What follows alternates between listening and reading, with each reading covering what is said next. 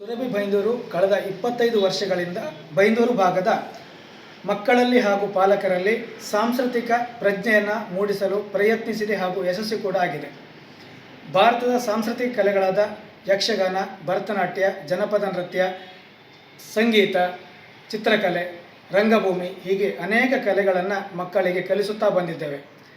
ಸುರಭಿ ಜಯಸಿರಿಯಲ್ಲಿ ಈ ವರ್ಷ 11ನೇ ಬಿಂದುಶ್ರೀ ಪ್ರಶಸ್ತಿಯನ್ನು ನಡೆದಾಡುವ ವಿಶ್ವಕೋಶ ಎಂದೇ ಹೆಸರು ಮಾಡಿದ ನಾ ಸೋಮೇಶ್ವರ್ ಅವರಿಗೆ ನೀಡುತ್ತಿದ್ದೇವೆ.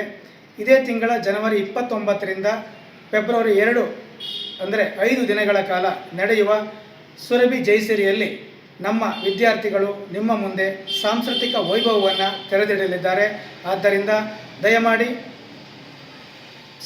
ರಜತಯಾನ 2025ಕ್ಕೆ ನೀವೆಲ್ಲ ಸಾಕ್ಷಿಯಾಗಬೇಕಾಗಿ ಕೇಳಿಕೊಳ್ಳುತ್ತಿದ್ದೇನೆ.